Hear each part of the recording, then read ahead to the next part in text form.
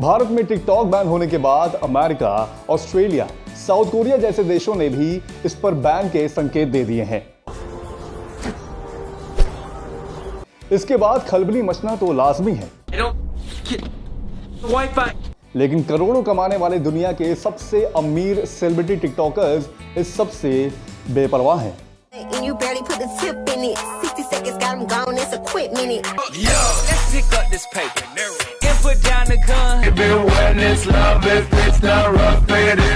TikTokers ने कमाई का ऐसा बंदोबस्त कर लिया है कि टिकटॉक चले या ना चले, उनके बैंक खाते में पैसे आने का सिलसिला चलता रहेगा।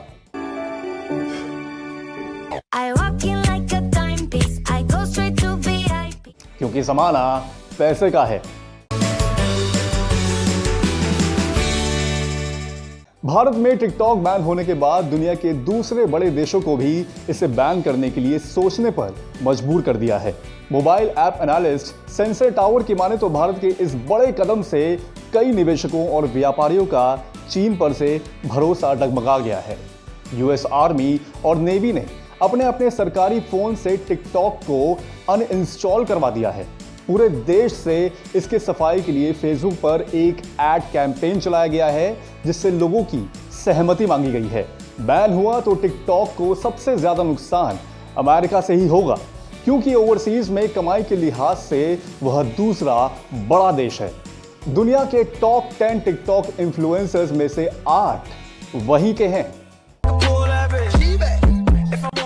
नॉर्थ अमेरिका की चार्ली डिएमेलियो टिकटॉक की वर्ल्ड वाइड लिस्ट में नंबर 1 पर हैं। लेकिन क्या चार्ली या अमेरिका के बाकी टॉप टिकटॉकर्स को इस बैन से फर्क पड़ेगा? लगता तो नहीं। महज 15 साल की चार्ली के टिकटॉक पर 7 करोड़ से ज्यादा फॉलोअर्स हैं। फिलहाल एक ब्रांड को पोस्ट करने से वो करीब 50,000 से $1,00,000 कमाती है। सेलिब्रिटी नेटवर्थ के अनुसार उनकी सालाना कमाई $4 मिलियन है, भारतीय करेंसी के हिसाब से करीब 30 करोड़ रुपए। तो टिकटॉक बंद होने के बाद क्या होगा? ज्यादा कुछ नहीं। चार्ली एक स्थापित स्टार बन चुकी हैं। कॉस्मोपॉलिटन के अनुसार वह सिर्फ टिकटॉक पर नहीं बल्कि दूसरे वीडियो स्ट्रीमिंग और सोशल प्लेटफॉर्म से भी काफी अच्छा कमा रही हैं। यूट्यूब पर उनके 5.5 मिलियन सब्सक्राइबर्स हैं। इंस्टाग्राम पर उनके 22.9 मिलियन फॉलोअर्स हैं। यहाँ पर भी एड पोस्ट करने से उन्हें खूब रेवेन्यू मिलता है।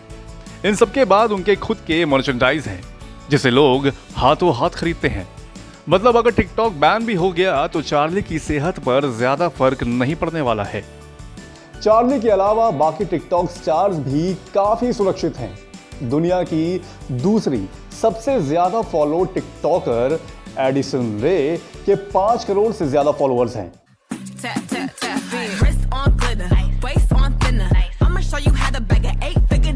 इंटरनेशनल वेबसाइट ब्रीफली के अनुसार एक स्पॉन्सर पोस्ट के वो $35,000 लेती हैं।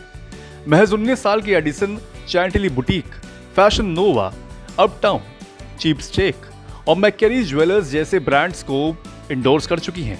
शॉप एडिसन रे नाम से उनके खुद के मर्चेंडाइज भी हैं, जिसमें हुडीज और टी शर्ट जैसी तमाम चीजें शामिल हैं। एडिसन रे के यूट्यूब पर भी करीब 3 मिलियन फॉलोअर्स हैं। वहां से भी मोनेटाइजेशन से उनकी अच्छी कमाई होती है। अपनी वीडियो एडिटिंग से शानदार जादू और करतब दिखाने वाले जैक किंग युवा स्टार्स को अच्छी टक्कर दे रहे हैं। टिकटॉक पर जहां 20 साल तक की युवाओं का बोलबाला है, वहां 30 साल के जैक का टॉप 5 में होना उन्हें एक अलग पहचान देता है। पोर्टलैंड ओरेगॉन से आने वाले जैक के टिकटॉक पर करीब 5.25 करोड़ फॉलोअर्स हैं। एक एड पोस्ट के वो मिनिमम $41,000 लेते हैं। इसके अलावा उनके सिर्फ यूट्यूब चैनल पर ही 8 मिलियन सब्सक्राइबर्स हैं और टिकटॉक आने से पहले ही वो दुनिया में अपनी जादूगरी से लोगों का दिल जीतते आ रहे हैं। वही 18 साल की टिकटॉकर लॉरेन ग्रे के 4.5 करोड़ फॉलोअर्स हैं। अमेरिका के पॉट्सटाउन पेंसिल्वेनिया की रहने वाली ग्रे अपनी लिप सिंकिंग और डांसिंग से लोगों को अपना दीवाना बना चुकी हैं। लॉरेन एक पोस्ट से करीब $42,208 कमाती हैं। उनके $4 मिलियन की कुल संपत्ति है। टिकटॉक के अलावा इंस्टाग्राम और फेसबुक पर एड पोस्ट से वो लाखों कमाती हैं। यूट्यूब पर उनके करीब 4 मिलियन सब्सक्राइबर्स हैं। लॉरेन ग्रे मॉडल के साथ साथ सिंगर भी हैं। उनकी आवाज के कई दीवाने हैं। इसके अलावा मर्चेंडाइज डील से भी उन्हें काफी अच्छा प्रॉफिट होता है। अमेरिका में टिकटॉक ने पहले से ही एस्टैब्लिश एक्टर्स को भी अपनी ओर खींचा है। हॉलीवुड के बैड बॉय विल स्मिथ उनमें से एक हैं। टिकटॉक पर उनके करीब 32 मिलियन फॉलोअर्स हैं और वो फिलहाल 10वें नंबर पर हैं। ड्वेन जॉनसन द रॉक के 27 मिलियन फॉलोअर्स हैं। अब इससे इनकी जो भी कमाई होती हो वो तो ऊंट के मुंह में जीरे के बराबर ही है। वैसे वर्ल्ड की टॉप 10 लिस्ट में हमारे भारत के रियाज अली और फैजल शेख भी हैं, जो हो सकता है फिलहाल कुछ मायूस हों। इनकी कमाई के बारे में और भारत में टिकटॉक बैन होने के बाद इनके नए विकल्प के बारे में जानने के लिए आप हमारा टिकटॉक बंद कमाई जारी नाम से पहला वीडियो देख सकते हैं।